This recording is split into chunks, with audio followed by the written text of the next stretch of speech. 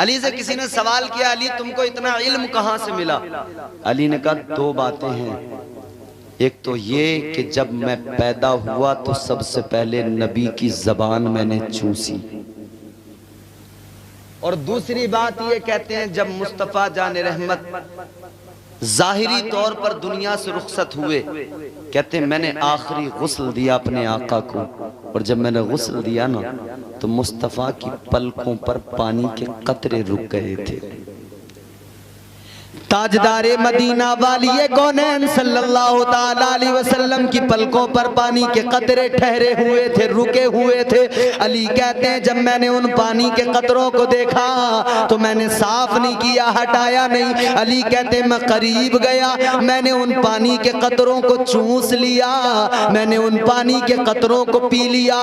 علی کہتے ہیں ایک تو وہ تھا کہ لعاب دہن مصطفیٰ کا حلق میں اترا تھا، ایک دن یہ تھا کہ مصطفیٰ کے پلکوں پہ لگا ہوا پانی میں نے چوس لیا۔ یہ دو عمل میری زندگی کے ایسے کہ اللہ تعالیٰ نے مجھے بے پناہ علم عطا فرما دیا اور علم شہر کا دروازہ بنا دیا، علم کے شہر کا دروازہ مجھے بنا دیا۔ اے لوگو غور تو کرو، ذرا سوچو تو صحیح، وہ مصطفیٰ جن کے پلکوں پہ پانی کے قطرے ہوں، جس میں مصطفیٰ سے پانی لگ جائے، علی اس کو پی لیں، علی کو علم اتنا مل جائے کہ مصطفیٰ کہہ دیں انا مدینۃ العلم والی بابوہا۔ تو جب پانی کا یہ عالم ہے، اس پانی کا جو نبی کے جسم سے لگ جائے تو پھر غور کرو تمہارے میرے نبی کا عالم کیا ہوگا،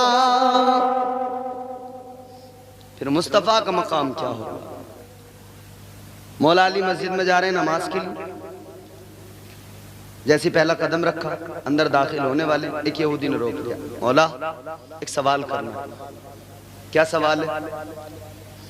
وہ یہودی کہنے لگا مولا علی سے کہ علی سوال میرا یہ ہے کہ آپ مجھے یہ بتاؤ کہ وہ جانور کون ہیں جو انڈے دیتے ہیں اور وہ جانور کون ہیں جو بچے دیتے ہیں۔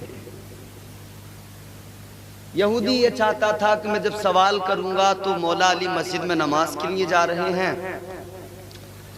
میں سوال کروں گا علی رکیں گے، سوال کا جواب دیں گے، اگر سوال کا جواب نہیں دیا کہنے لگے اگر یہ کہیں گے کہ میں نماز کے بعد سوال کا جواب دوں گا تو پھر میں کہہ دوں گا علی نے فوراً جواب نہیں دیا، علی کو اتنا علم نہیں ہے۔ اور علی رک گئے، سوال کا جواب دینے لگے تو تھوڑا ٹائم تو لگے گا گننے میں کہ کون سے انڈے دینے والے ہیں، کون سے بچے دینے والے ہیں، تو پھر علی کی نماز چھوٹ جائے گی۔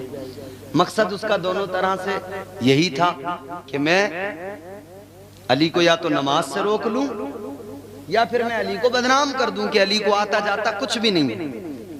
مگر جس نے مصطفیٰ کی بارگاہ میں تربیت پائی ہو تو وہ مولا علی، علم اتنا، مگر یہودی سوچ رہا تھا کہ اب پھنس جائیں گے، مولا علی جواب نہیں دے پائیں گے۔ سوال کر دیا علی یہ بتاؤ کتنے جانور ایسے ہیں جو انڈے دیتے ہیں اور وہ کون سے جانور ہیں جو بچے دیتے ہیں، یہی تو تھی ہماری بات۔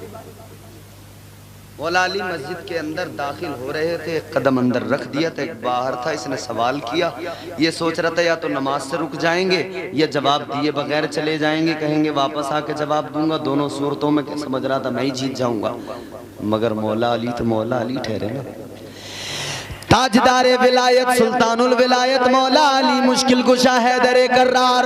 آپ نے جیسے اس کا سوال سنا مولا علی نے ارشاد فرمایا او سوال کرنے والے سن لے میں تجھے جواب دے رہا ہوں۔ علی نے فوراً جواب دیا، علی نے فرمایا جن کے کان اندر ہوتے ہیں وہ انڈے دیا کرتے ہیں، جن جانوروں کے کان باہر ہوتے ہیں وہ بچے دیا کرتے ہیں۔ تو ادھر بیٹھ کے گنتی کرنا شروع کر، میں ابھی نماز پڑھ کے آتا ہوں۔ یہ تو سوچ رہا تھا یا تو ان کو نماز سے روکوں گا، مگر علی نے کہا اب تو گنتی کر ادھر۔ یہ سوچ رہا تھا علی گنتی کریں گے بیٹھ کے، میں کہہ دوں گا نماز چھوٹ جائے گی گنتی میں۔ علی نے کہا تو گنتی کر، میں بھی آیا نماز پڑھ۔ مولا علی نماز پڑھ کے آیا تو دیکھا گنتی کر۔ اے لوگو یہ مولا علی کی شان ہے، یہ تاجدار ولایت کا مقام ہے، یہ مولا علی کا مقام ہے۔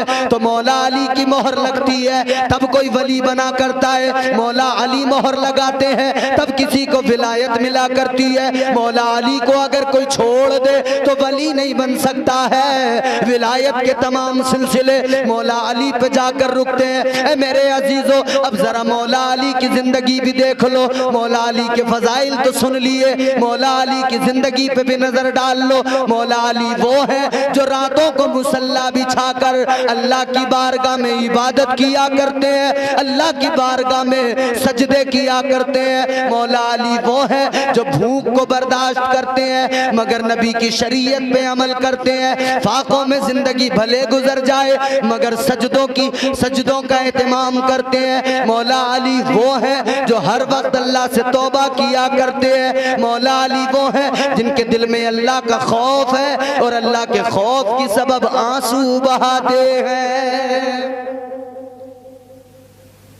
مولا علی راتوں کو عبادت کرے اور علی علی کرنے والا اپنے آپ کو ولی کہتا ہو اور بالکل عبادت سے دور ہو، توبہ نہ کرتا ہو، وہ کیسے ولی ہو سکتا ہے؟ بولو، ہو سکتا ہے کبھی ولی؟ نہیں ہو سکتا۔ جو ایسے ویسے آئے نا، جو مانگتے تو ہوں مرغے کی ٹانگ اور توبہ ایک وقت نہ کرتے ہوں، عبادت کے قریب نہ ہوں، سمجھ لینا ولی کچھ بھی ہو سکتا ہے، ولی نہیں۔ اچھا، اللہ نے رات جو بنائی کس لیے بنائی؟ آرام کے لیے نا؟ ارے بولو یار، رات آرام کے لیے، مگر آپ سوچ رہے ہو کہ مولانا ہمیں تو آرام مل ہی نہیں رہا، 2 بج کے بھی وہ آگے ٹائم پہنچ گیا۔ دیکھو 3:15 ہو گیا۔ سوچ رہے ہوگے کہ آرام کے لیے رات بنائی ہے اللہ نے، ہمیں تو آرام ہی نہیں ملا آج کی رات میں۔ رات سکون کے لیے، رات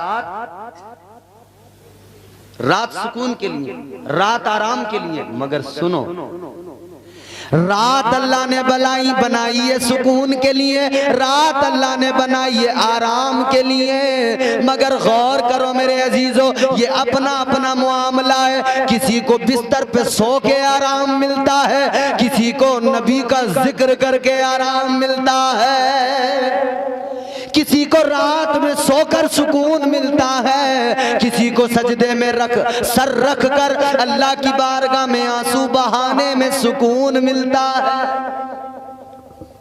سکون کے لیے ہے، جسے جیسے سکون ملتا وہ ویسے سکون حاصل کر رہا ہے، مگر جسے عشق ہو، جسے عشق حقیقی کی لذتیں مل جائیں، اللہ سے محبت ہو، رسول اللہ سے محبت ہو، اس کی کیفیت کیا ہوتی ہے؟ حضرت بایزید بسطامی رحمۃ اللہ علیہ، ایک بڑے ولی کا نام بتا رہا ہوں میں تمہیں، حضرت بایزید بسطامی رحمۃ اللہ علیہ۔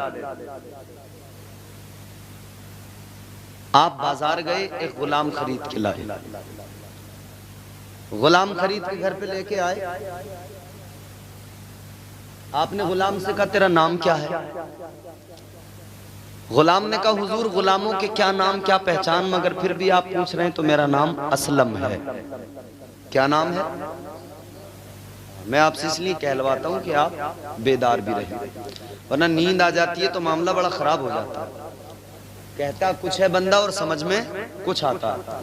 مثال کے طور پہ میں کہوں کہ دلی میں ایک قطب مینار ہے، تو نیند جسے آ رہی ہو وہ سمجھ بیٹھے کہ دلی میں ایک کتا بیمار ہے تو بڑا مسئلہ ہو جاتا ہے، تو نیند کام خراب کر دیتی ہے۔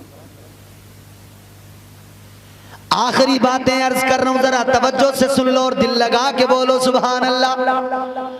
حضرت بایزید بسطامی رحمت اللہ علیہ غلام خرید کے لائے، آپ نے غلام سے فرمایا ایک ڈیوٹی ہے، ایک ہی کام کرنا ہے۔ غلام کہنے لگا حضور کام کیا ہے؟ آپ نے فرمایا جب میں صبح کو فجر کی نماز پڑھوں گا تو تجھے فجر سے پہلے مجھے وضو کرانا ہے۔ کہا اور کوئی کام نہیں ہوتا؟ غلام تو خوش، کہا بھئی مزے کی کٹے گی، یہاں تو ایک ہی کام ہے۔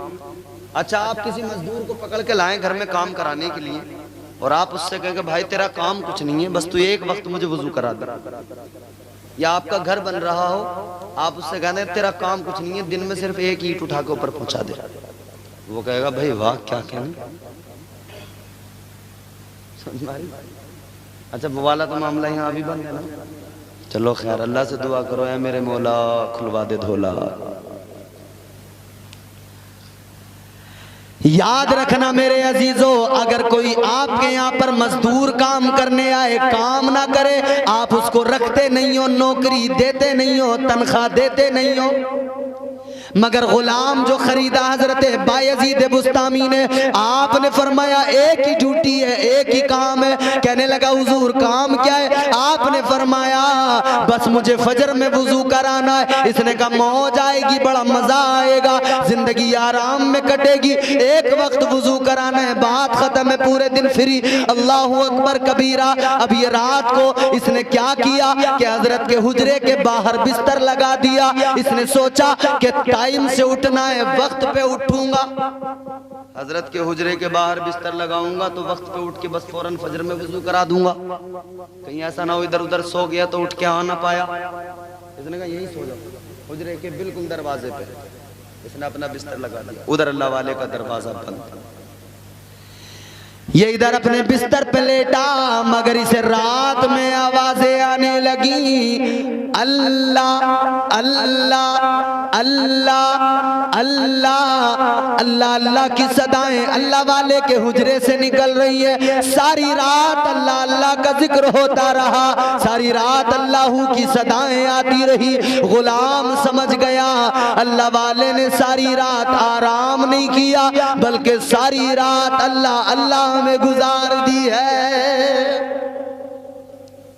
یہ ولیوں پہ بھونکنے والے ساری رات بستروں پہ پڑے سوئے رہتے ہیں, پھر ولیوں پہ بھونکا کرتے ہیں. ارے ولیوں کا مقام تو یہ ہے کہ یہ ساری ساری رات جاگ کر اللہ اللہ کرتے رہے, زندگیاں اللہ اللہ میں گزار دی. اللہ نے بھی یہ شان عطا فرمائی, اے میرے ولیوں سنو, تم نے مجھے راضی کیا, اب میں کائنات کو تمہارے در پہ لا کے کھڑا کر دوں گا.